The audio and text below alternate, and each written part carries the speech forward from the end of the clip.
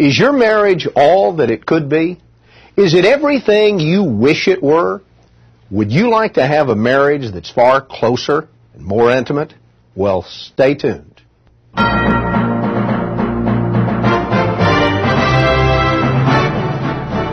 Tomorrow's World. The Living Church of God presents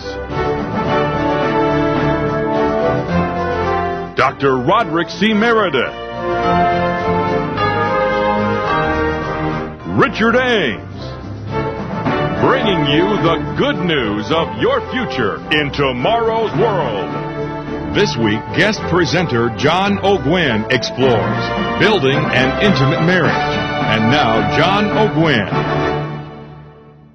Well, greetings, friends. You know, people don't hope or dream or plan for their first divorce. Little children read the storybooks and the fairy tales. The fairy tales usually conclude with the arrival of Prince Charming, and then they lived happily ever after. The problem, of course, is the fairy tales never quite tell you how to do that. People don't know how to live happily ever after. Today I want to show you some very important parts of that how. You realize that you were made for intimacy? God made us as human beings to have an intimate relationship with a lifelong mate, an intimate relationship with Him. Back in the book of Genesis, chapter 2, we read about the creation of the first man and the first woman. Genesis 2, verse 15. God took the man that He had made and He placed him in the Garden of Eden to dress it and keep it. God, out of the ground, had made all of the animals, that's described in verse 19, and He brought them to Adam to see what Adam would call them.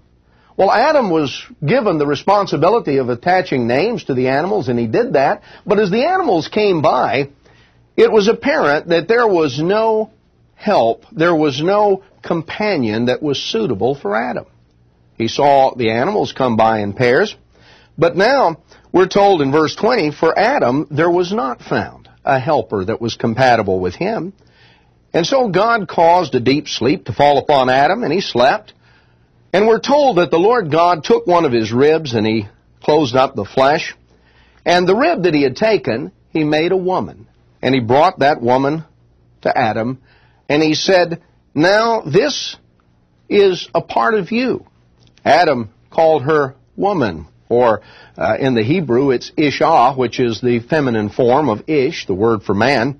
And then we're told in verse 24 that God said, therefore shall a man leave his father and his mother, and shall cleave unto his wife, and they shall be one flesh. Human beings were designed for intimacy, yet very few really achieve that in their marriage. Why is that? Why would that be the case? Well, frankly, one major reason is because there are destructive patterns that people bring into marriage with them. I look back over the years at hundreds of people that I've counseled with in the years of my ministry, at scores of couples that I've married, and as we look at those examples, the examples that I personally know, and you can look around in your own life and friends and family members and neighbors that you know, and you can see examples of destructive patterns that people have brought into their own marriages that have had devastating effects on their own lives. I think of one young couple that I knew years ago, Jim and Linda. They seemed to all their friends to just be an ideal couple. They were graduating from college. Jim and Linda were on their way out to, he had landed his dream job. And they had been a couple that were popular. She was a cheerleader. He was an athlete. They seemed to have it all together. She was bubbly and vivacious. He was a high achiever. And yet, in reality, there were a lot of things that were buried beneath the surface. Linda had grown up in an alcoholic family. Her mother had divorced several times. She left home as a teenager and finished high school living with some friends. The outward vivaciousness that seemed to characterize her personality hid a very insecure person. In reality, based on their background, Jim and Linda were both weighted down with feelings of inadequacy and insecurity. And it took a toll. It made them very supersensitive to criticism, and it carried over in terms of what happened in their lives. Because you see, they didn't live happily ever after. The dreams turned to nightmares. Bitterness and acrimony became a part of their relationship. I think of another couple, an older couple that got married, Bob and Doris. You know, Doris had gotten married the first time as a teenager. She had reared a family. Her husband had provided for the family, but he had never really been there emotionally for either her or the children. At the time I knew her, she had been widowed for several years. She was a very lonely person. When she met Bob, he seemed to be an exciting person, an individual who was bubbly and who was really passionate about life and about any number of things. They thought that each one could supply their needs. They thought that each one would fill that empty spot, would ensure that the loneliness that they both had in their lives would dissipate. But in reality, they were both very emotionally fragile. They were quick to misinterpret. And those happy dreams, the fairy tale ending that they had anticipated, wasn't to be the case in their life. People so often find that what they want doesn't materialize. Now, why don't they change? Well, frankly, my friends, there are roadblocks to change. People don't set out to be unhappy. That's not their goal. That's not their motive. But there are roadblocks that stand in the way of change. And so often, people don't understand what those roadblocks are. If you don't understand what they are, where you can go around them or remove them, then you will be stymied by the same things that have been represented the end of relationships for so many others. The first roadblock that I would call your attention to is simply an unwillingness to take personal responsibility for making things different. King Saul was a man in Scripture who certainly evidenced that characteristic. You know, this book, the Bible, is the world's greatest psychology book. It tells you the lives of human beings, and it tells you how they handled life and how they met the challenges and the difficulties. Some met those difficulties with success. Others met them in a very unsuccessful way. The story of Saul is the story of a man who met his life's challenges in a very unsuccessful way. An example that we can note is back in 1 Samuel chapter 24. Saul had been on the chase after David. David was a hero in Israel after the slaying of Goliath. He was actually Saul's son-in-law. But Saul was a very jealous and a very insecure person. He wanted to be popular. He wanted to be accepted. He wanted to be approved of. And in Saul's mind, David was the cause of his problems. He looked at David's popularity as though that were the cause of the way people viewed him. Saul had remorse and regret at various times, but Saul never made any real changes. There was a reason. Saul did not take personal responsibility for changing his life. In 1 Samuel chapter 24, we read a story where David was on the run from Saul, and Saul actually found him, but didn't realize he had found him because David and some men were hidden in a cave. Saul came into the cave and didn't see them because, of course, he was coming in from the daylight. The cave was dark. But they saw him. And David had the opportunity to kill Saul. That's what some of the men with him thought he should do. But you see, David really wasn't wanting to hurt Saul. What he did do was he cut off the skirt of Saul's robe, and when Saul then went back outside, it was realized that his robe was cut off. David then came out of the cave, said, "I cut your robe off, King Saul. You know, if I were out to hurt you, if I were out to do to you the things that you think, I could have killed you." Well, you read the story and you find that when Saul heard David in verse 16, Saul said, "Is this your voice, my son David?" Saul lifted up his voice and wept. And he said, "You are more righteous than I am." Saul went home, we're told in verse 22. But David knew that nothing had really changed. If you come on over a little bit later in chapter 26, you find a very similar account, a very similar situation where, again, Saul was chasing David. David had a chance to kill him. And he only took 2 items from where Saul was asleep at night. And David took a couple of items so that he could prove that he came down close to Saul. And when he took them and he got off up on a cliff, and he then called down, and Saul saw him up there, and David showed his spear and the water jug, and he said, "You know, King, if I were really wanting to hurt you, if I were after you the way you think I am, I could have killed you right then." Again, the same thing. Saul said, "Oh, I'm sorry." He cried, he expressed regret, but he never changed. You see, as Saul would think about it and as he would brood about his circumstances and his situations, Saul could never face the fact that he had to take responsibility for changing himself. Saul blamed his problems on other people. His difficulties were the result of David. At least that was what Saul thought. Many people are like Saul. They never really change. They may express remorse and regret, but they don't change. They don't change because they don't take personal responsibility for changing. Now, there are other factors, there are other roadblocks that stand in the way of people making the changes they want. Sometimes it's merely ignorance of what and how to change. They don't know exactly what changes to make. You can't change in generalities. If you're going to change, you have to make specific changes. Sometimes people don't know how to go about making those changes. In other cases, it's fear that stands in the way. People are afraid. They don't want someone to hurt them.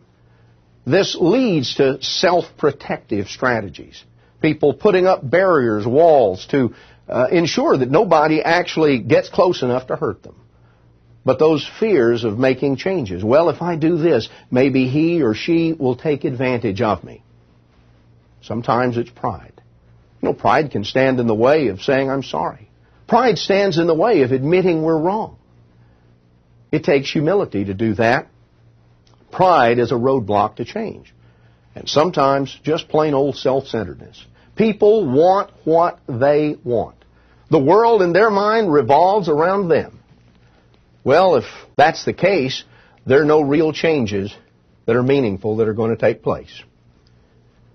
Well, this is an important subject that we're covering today on how to really build an intimate marriage.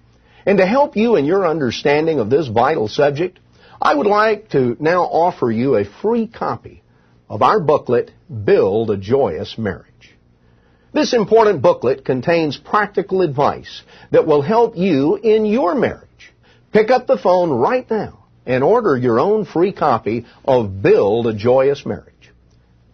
Would you like for your marriage to be more intimate and more happy? Well, if so, then pick up the phone right now and order your own free copy of Build a Joyous Marriage. This informative booklet is yours absolutely free. No cost, no obligation. If you call this toll-free number, 1-800-934-5582. That's 1-800-934-5582. Or send your request to Tomorrow's World, P.O. Box 501304, San Diego, California, 92150. With this offer, you will also receive your free subscription to Tomorrow's World magazine. Tomorrow's World magazine keeps you up to date with world trends, Bible prophecy, and the very meaning of life itself. Tomorrow's World. Call now. Now let's look at some vital keys to building greater intimacy in your marriage. You know, the most important component of an intimate marriage is trust. There's no more important component in any healthy relationship than trust. You can't have a good relationship, whether it's in a family or whether it's between friends, if there's not trust. You've got to trust someone's motives, or you're not going to be close to that person. You can't have closeness without trust. Now, what are the components that build trust in a marriage? The first and perhaps the most important component of trust is genuine faithfulness between a husband and wife. Without that faithfulness, there is a sense of betrayal, there's a sense of hurt, there's damage that is done to a relationship. In the Ten Commandments, God said very simply, "Thou shalt not commit adultery." That's something that devastates a marriage. It has a devastating effect on the trust and the confidence that two people have for one another, because there was a time when they made a promise. They made a promise that they would be faithful to one another, that they would forsake all others and be faithful to one another. And when that promise is broken, there is tremendous damage done to trust. But actually committing adultery isn't the only way to undermine trust. Sometimes people rationalize and justify in their conduct that they're, quote, not hurting anybody, because maybe they're going to pornographic websites on the internet, or perhaps they're looking at magazines or going to movies or watching television shows that sort of push the edge in terms of faithfulness, in terms of pornography, in terms of things that take their mind and their desire away from their mate. Many marriages have been greatly damaged because perhaps a wife found out that her husband had been visiting internet chat rooms and passing himself off as though he were single, or that he had been visiting internet porn sites.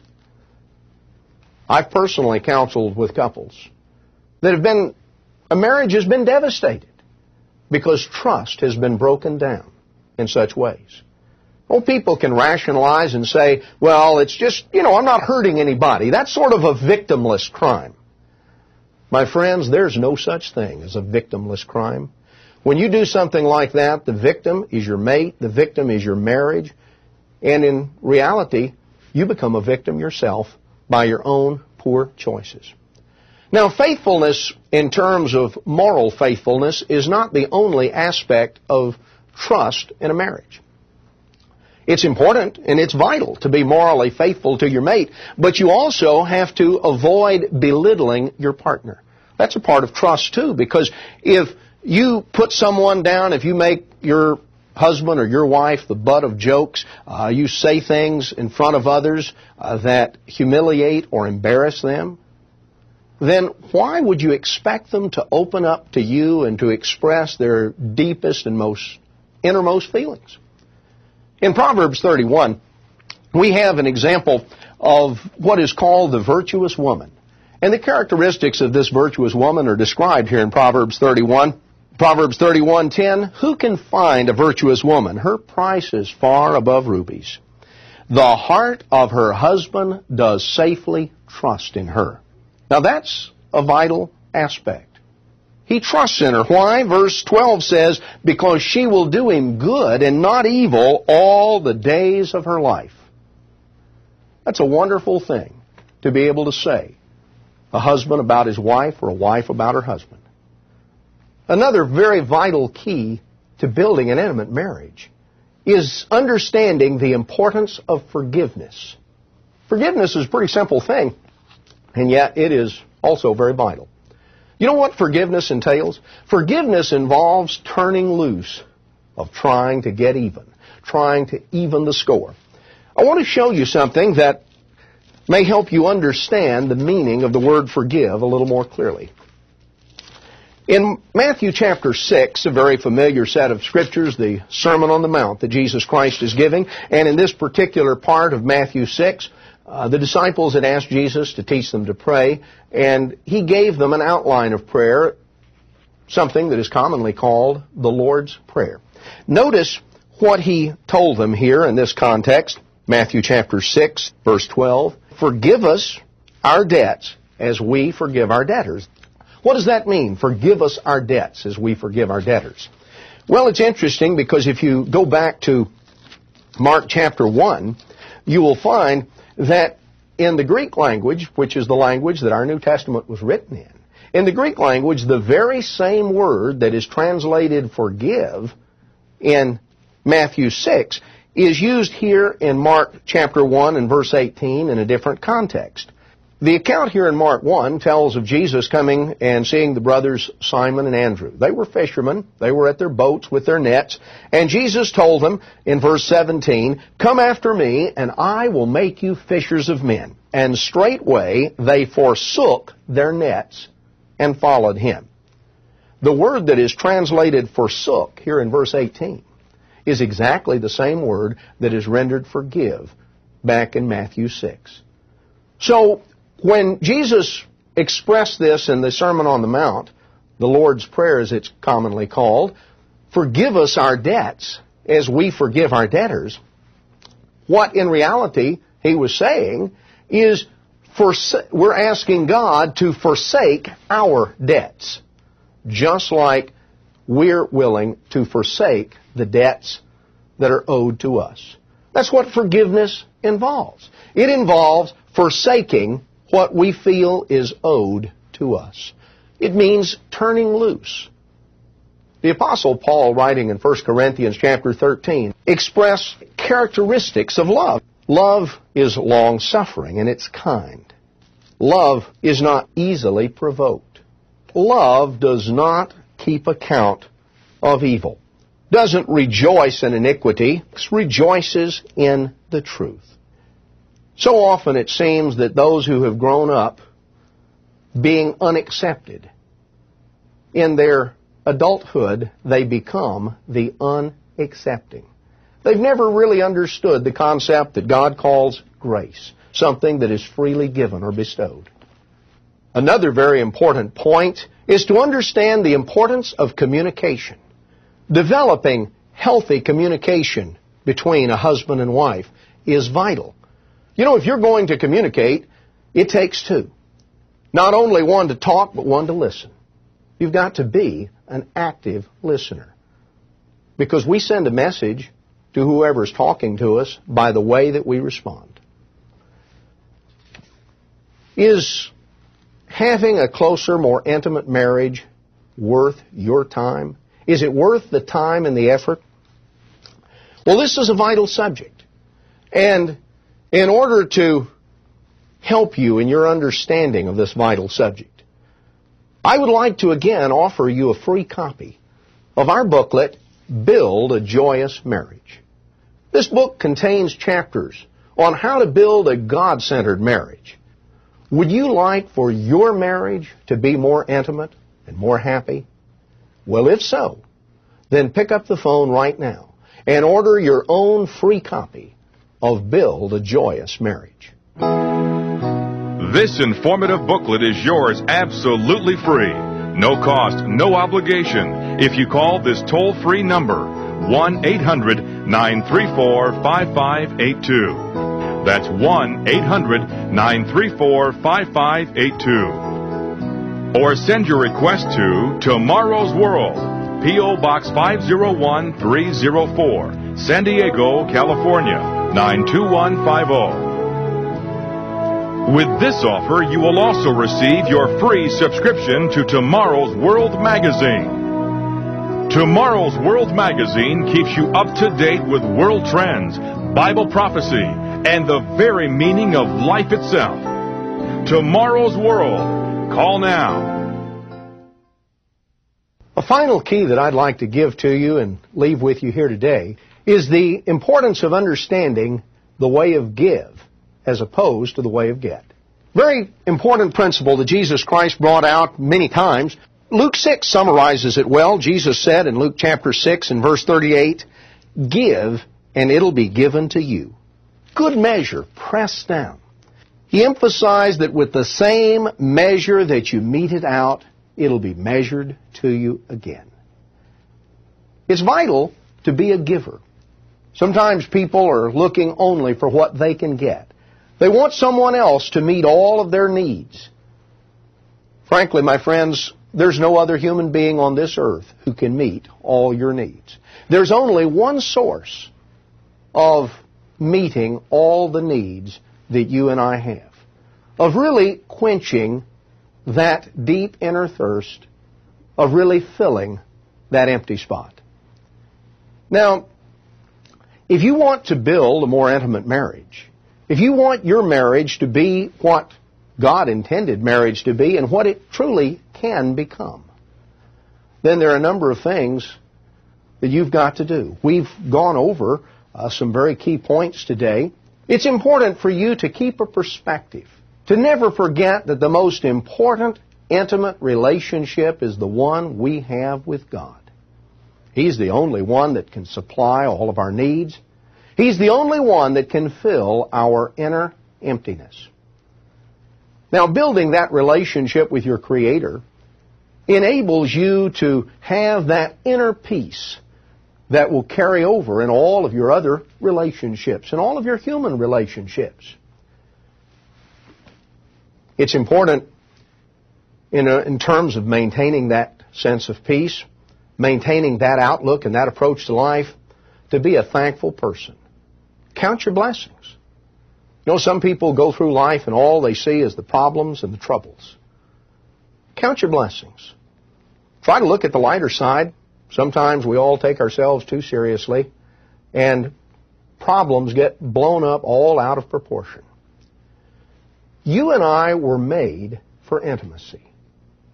But that intimacy doesn't come naturally, because fear and defensiveness all too often get in the way.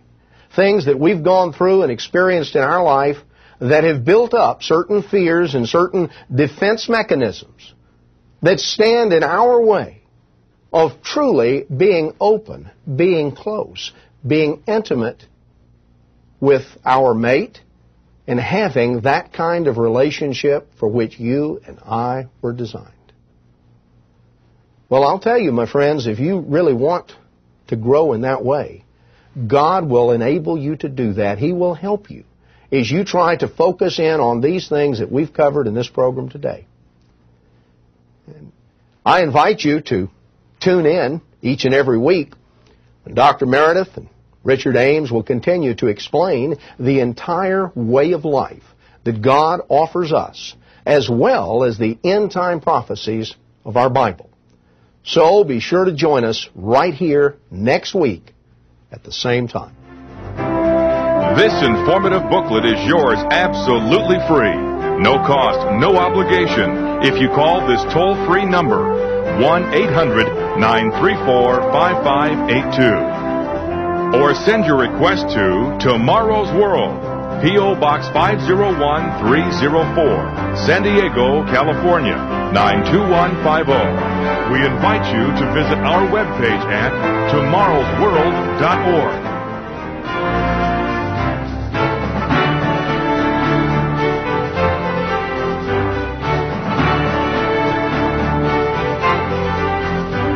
The preceding program is produced by the Living Church of God.